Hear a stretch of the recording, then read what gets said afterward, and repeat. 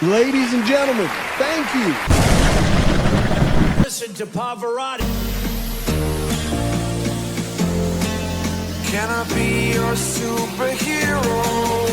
This is crazy.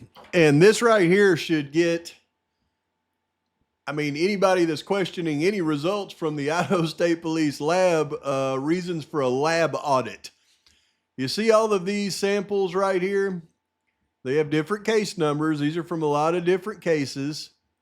And then down here, we've got many more case numbers, but then we've got our 4843 case numbers, which is Q125.1, 125.2, and 126 that I went over in a video yesterday.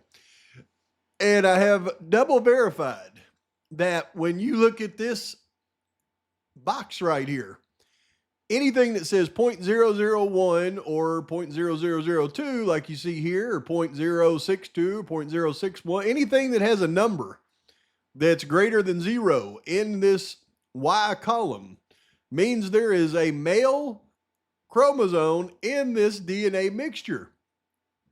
These have males in the mixtures. If it says in A, then it doesn't have a male in the mixture. These are female only mixtures.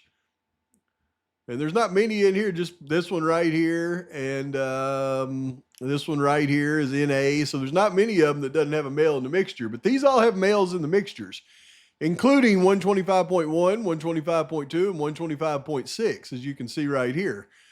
So what happens is when they run the STR mix program, and we see them actually do it, they run this as a resolve a complex DNA mixture for Q125.2, but they only run the parameters with one contributor. Well, what it does is force this STR mix software to ignore the other male contributor. And it comes back as the mixture proportions are 100%. And that's how they verify 100% it's Zanuck or Nodal's blood. Because by not running this as a two-person mixture, taking into account the male Y chromosomes, it forces the computer just to produce the results if it's one mixture. And they do it again when you get down here to 126, because as we've already discussed, 126 is likely a three-person mixture.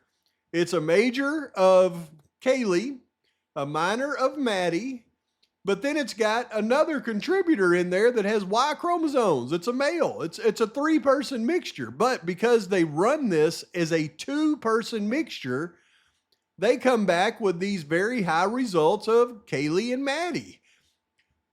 And it ignores the third party in the mixture. So we know that it's not correct because of what they do. Where is it at? Do they even show it? They don't even show the runs where they add Kohberger's DNA to the mixture and run it against the mixture. But if they were to add Kohberger's DNA to the mixture, say as the minor contributor, then it's going to eliminate him from the mixture because he's not the minor contributor, he's the third party contributor.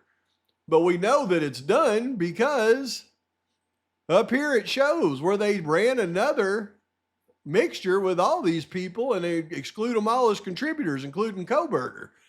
So they know this is a three-person mixture, but they keep running the numbers as it's a two-person mixture to get these high results for Maddie and Kaylee, ignoring the third-party candidate. And why would they do that? My question was, why would they do that? If Kohberger was the third-party mixture, they would want to run it as a three-person mixture to say that he can't be excluded. But they know he's excluded. What they don't want to do is include anybody else in that mixture, and here's why. Because they're anticipating the defense's alternative suspect argument. In many criminal cases, if DNA mixture is left open as a three-person complex mixture with an unknown male, a skilled defense attorney will use that third unidentified profile to build an alternative suspect theory. The real perpetrator's DNA is right in the mixture, but the state refuses to look for him. By using forced conditioning to generate an official laboratory report that explicitly stamps the suspect as excluded, the analyst provides a definitive answer that shuts down any confusing middle ground. It allows the state to tell a clean, simple story to the jury, free from the messy realities of a low-level, unresolved third donor. And that right there is proof in the pudding when they know there's a male mixture in there because of the Y chromosome, and they refuse to run it as a 3-person mixture. They run it as a 2-person mixture, excluding Koberger, and then saying it's a clean sample, and they ignore the alternative suspect. It is egregious, and it's right there in black and white if anybody looks at the reports. And there should be a audit of this lab and their procedures and policies of what they're doing.